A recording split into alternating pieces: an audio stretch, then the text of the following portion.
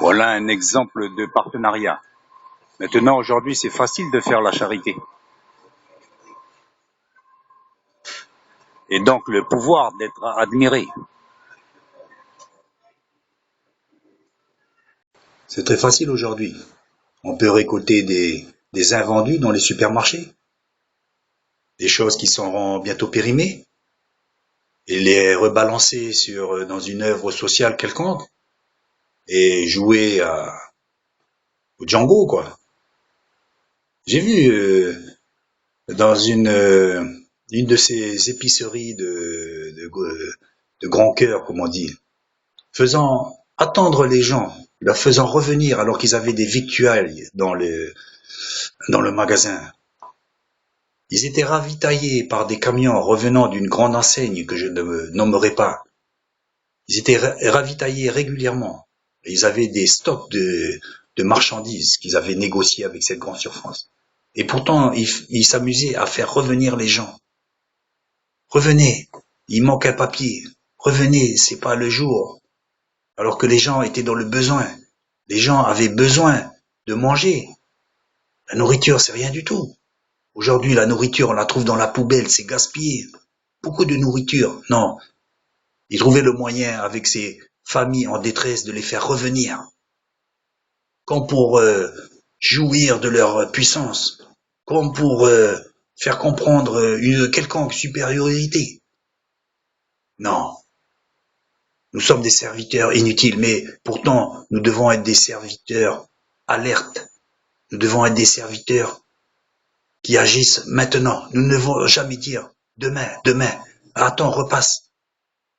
Le bon samaritain a aidé la personne à l'instant même. Il n'y a pas de demain.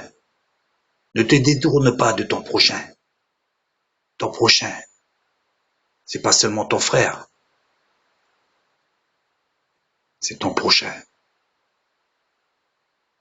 Vous savez, l'Église catholique, là, qui dit en dehors de l'Église catholique, il n'y a pas de salut. Eh ben, c'est faux, lisez la Bible.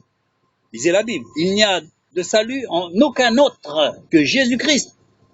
En aucun autre. Pas dans une religion, pas à la foi la catholique. La foi en Jésus-Christ. Regardez tout ce qu'ils ont fait avant, les catholiques. Ils ont fait les aumônes et tout ça. On dirait que c'est un moyen justement d'accaparer les esprits. Regardez un peu ce qui se passe. Prenez n'importe quelle fausse religion, n'importe quel secte. Il suffit qu'ils fassent de l'aumône, qu'ils aident les gens. Les gens auront tendance à croire ces choses-là. Est-ce pour autant qu'ils ont dit la vérité? Non. Mais ce qui embête les catholiques, c'est qu'ils n'ont plus le monopole de l'aumône. Ils n'ont plus ce monopole. Parce que faire l'aumône, en même temps, c'est une puissance pour accaparer les esprits. C'est une puissance. Quand vous aurez fait tout ce que vous avez à faire, quand vous aurez donné toute l'aumône que vous avez pu avoir ou que vous avez pu récolter, dites-vous une seule chose. Je suis un serviteur inutile. Ce qui peut accaparer les gens, leur faire dire, ouais, mais vous savez, ils nous aident. Mais là, nous avons le Secours populaire français, nous avons la Soupe populaire, nous avons l'Armée du Salut, nous avons les Restos du Cœur. Vous voyez, nous avons l'assistance sociale. Maintenant, il y a beaucoup d'aides à droite, à gauche. L'Église catholique n'a plus le monopole. Et ce qui les fait rager de cela, il le fait la rager. Déjà qu'elle n'a pas la doctrine, la vraie doctrine. Elle ne possède pas la vraie doctrine. Beaucoup de gens ouvrent les yeux et voient ce qui se passe.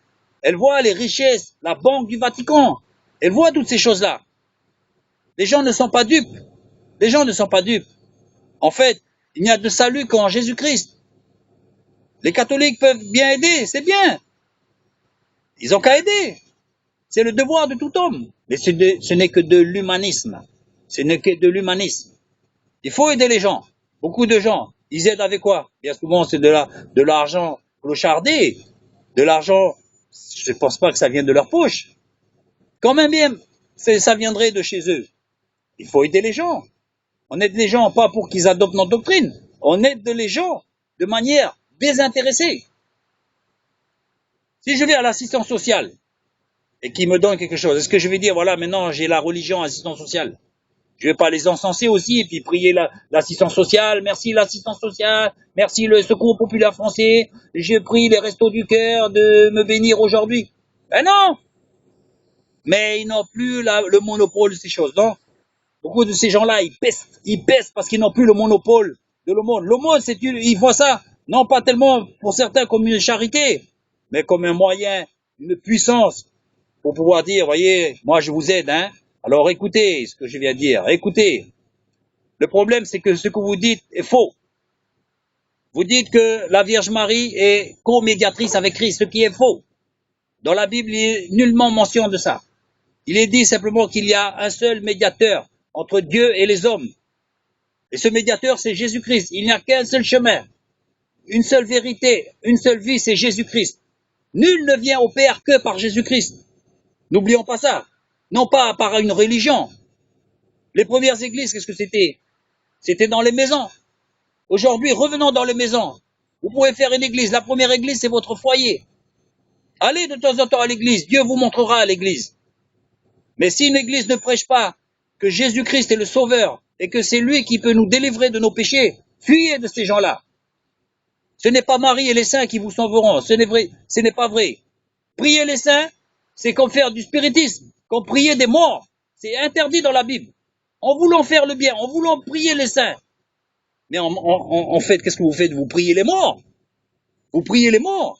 Vous faites tout ce qui est contraire à la doctrine biblique. Quand vous appelez le pape ou les autres pères, le Seigneur a bien dit, n'appelez personne sur la terre votre père quand vous avez un seul père. C'est Dieu dans le ciel. Tout cela est une fausse doctrine. Fuyez de ces gens-là, fuyez. Allez où? Allez chez vous. Enfermez-vous dans votre chambre et priez. Priez. Repentez-vous. Lisez la Bible. Priez beaucoup. Le monde arrive avec ses sombres nuages qui va tout engloutir. Tout cela est prédit. Ne vous inquiétez pas. La première église, c'est chez vous. Essayez de convertir votre femme et vos enfants. Priez. Car de sombres jours arrivent. Des sombres jours où ils voudront vous mettre des choses dans votre chair pour pouvoir vous suivre partout. Priez, priez beaucoup. Priez, lisez la Bible et n'appartenez à aucune religion. Appartenez, donnez votre cœur à Jésus-Christ. Ouvrez votre cœur et laissez l'Esprit, laissez Jésus rentrer dans votre cœur. À ce moment-là, il écrira votre nom dans le livre de vie. Ce qui compte, qu'est-ce que c'est?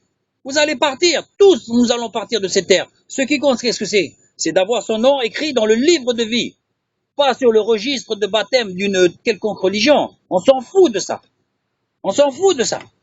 Ce qui compte, c'est d'être né de nouveau. Ce qui compte, c'est d'être enfant de Dieu. Que Dieu nous aide, que Dieu nous bénisse.